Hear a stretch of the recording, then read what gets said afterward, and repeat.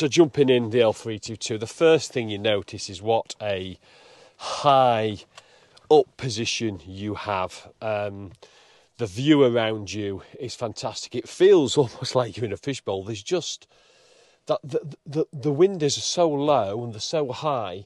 It's just, you just seem to have glass. The visibility, I don't think it's ever been better. Plus, because you're sat high up as well, it's a really, really great place to be. The digital dash is there, instruments, and everything feels and looks classy. It looks luxurious. The leather, the stitching, the plastics, they don't rattle. There's no knocking, there's no vibrating. It all is classy without being over the top, without being too in your face, really. Push button start, you'll see the centre. Put your foot on the brake, hold the start button, and the TDV8 fires up. The centre console, the gear select lever rises out of the centre console, and then we're ready to pull away with that, say, that digital dash there looking absolutely splendid.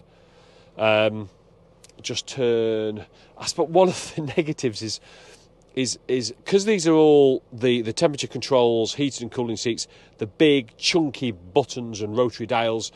The only negative on the fan speed, because they're so big and chunky, if you're on sort of speed 1 or 2, you have to actually lean over to be able to see the 1 or 2 because it's masked by the by the button. But again, they are all big and chunky and very intuitive. Right, let's into drive, pull away, and you'll join me in a few miles.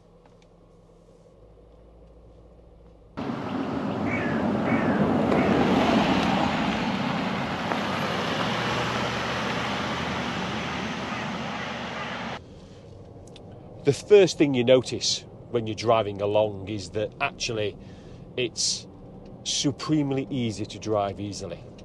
The auto just enables you to sort of glide along, and with very little accelerator pedal, you just sort of feather the accelerator, and you notice that the revs spend the majority of the time on this 4.4 between 1 and 2,000 revs.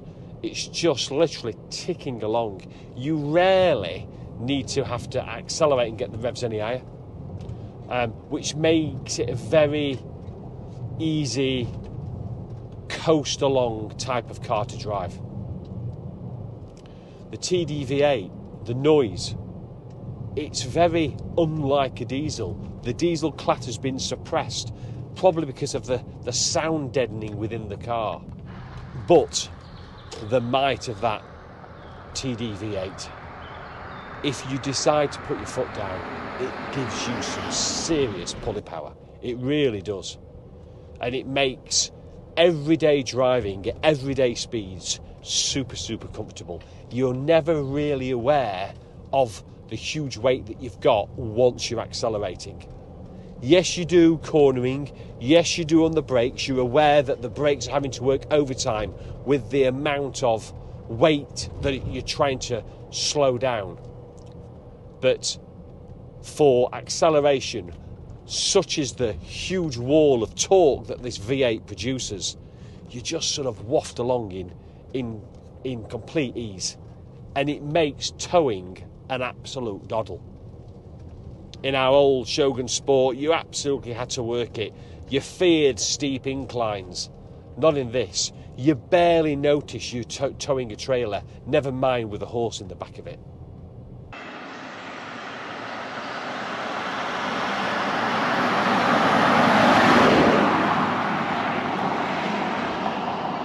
This is quite a badly potholed lane, and it rides it really well. It's not Rolls-Royce standard, clearly, but it's very comfortable. It's very easy, and you can just coast along, and it's the ability just to waft along.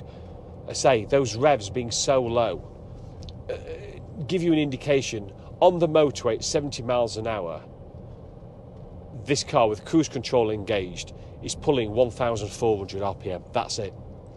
It's little over tick over. It's no wonder that the car can return mid to high 30s on a run.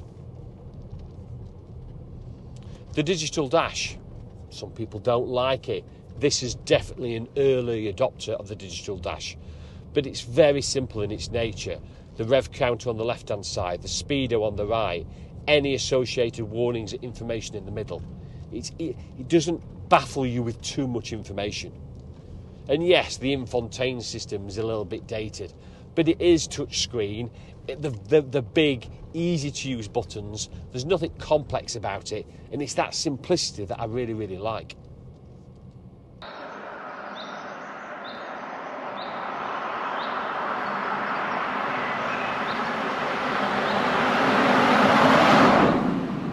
We're just going to pull out of this junction, and we go immediately into a national speed limit. I just want to show you how well this car can pull. So let's get up to 20 miles an hour. So 20 miles an hour, it's running 1200 RPM.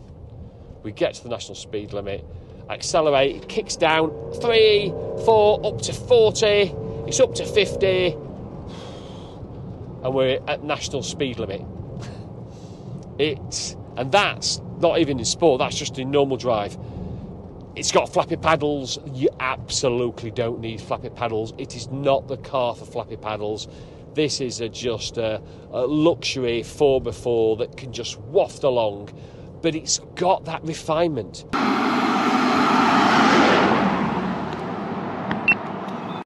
I'm getting this whole Range Rover piece.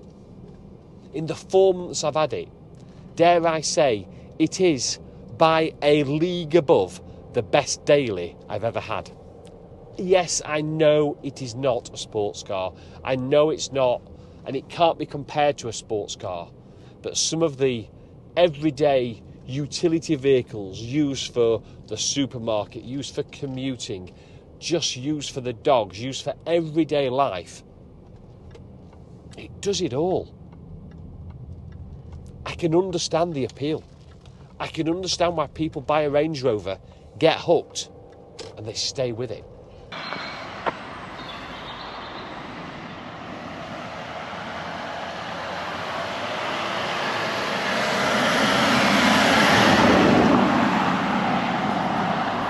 Values. Depreciation. Now, I'm going to spin this to be positive. Yes, Range Rovers depreciate, and they depreciate fast. Most large luxury cars do. The Range Rover is in particular bad. Insurance premiums are high. This is 3 times the price to insure than my Audi R8. So that just shows you these are expensive cars, and they're expensive cars to put road tax on as well.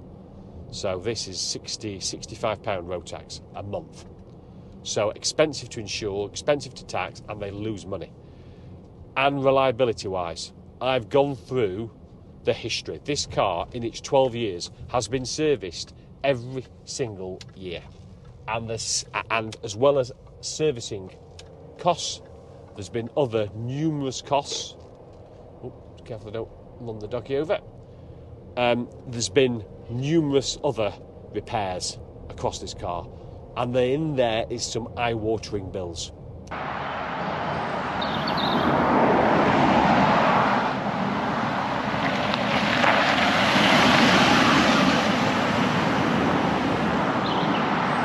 Do not go in here thinking you're running a Ford Focus 1.6 LX, because you ain't. But if you go in with eyes wide open, and there are some bloody good bargains out there. Now, you can get L322s for below £1,000. I mean, they're in the hundreds. And you just feel that there's probably worth more for spares and repairs. As I just coast around this little tight lane. But if you get one, and I wanted one that had robust service history, I wasn't really bothered about mileage, but I wanted the late L322. I wanted the 4.4, I wanted robust service history, and I've paid probably too much, but just over 9,000 for this car. And yes, it's probably, in the 4 months, it's probably worth 8,000 now, and it'll probably be worth 7,000 in another 4 months. But I've almost written this car off. I've written it off as, do you know what? I know it's going to depreciate a lot. I know I'm going to lose a lot of money come resale time, and I know it's going to cost me a lot to run and own. But there is some appeal about this. It does something that very few cars can do. On that Monday morning, when it's raining and you're tired and all you want to do is get from A to B, commute into work, travel for work, just get from A to B to see friends, whatever it may be, the car keys you would always go for would be the Range Rover. It's got something. It's got ease of use. It's got luxury. It's got great visibility. It is a great place to spend time. I've done a few 3-hour plus journeys in this car. And do you know what? It's a great place to be in. For long distances, I get out as fresh as when I first stepped in the car.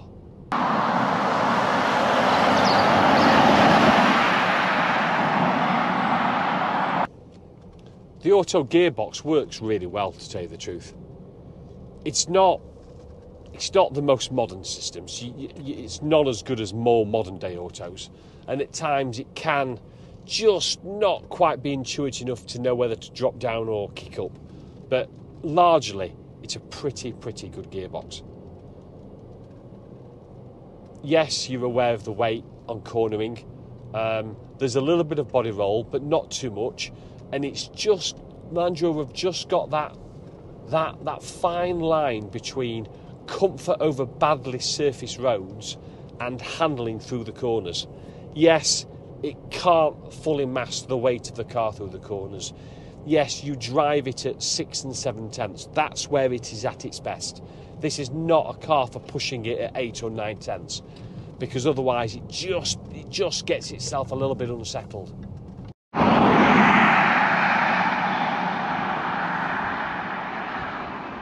And the brakes, you just, after a couple of hard stops, you can feel they are working absolutely overtime to haul that mass down. And you just think, you've just got to lift off just a bit more mechanically sympathetic. But you don't hustle this at 8 or 9 tenths. This is for driving at 6 or 7 tenths. And by God, does it do it really well. Down this country lane now, through the trees, it glides across really rough and abrasive lanes so well. But it gives a degree of damping that still works for you when you get to those corners.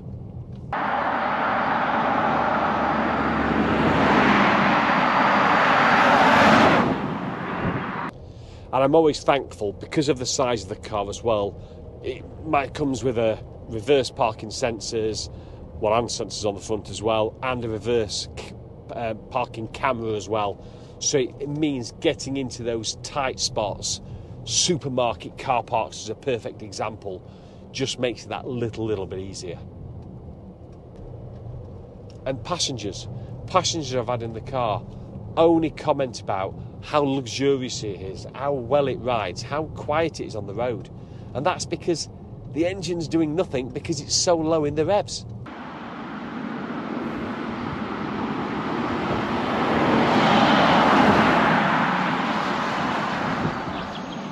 What other car could you replace it with? And I'm not sure the Range Rover even has a rival.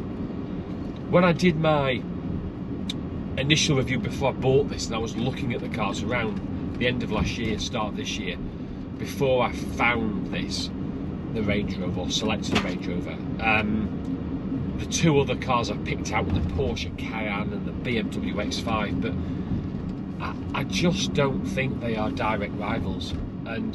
And you could have a look at the Mercedes ML and the Volvos, and there's a whole host of different cars, but none do the luxury, for me, like Range Rover, whilst maintaining that brilliant off-road capability.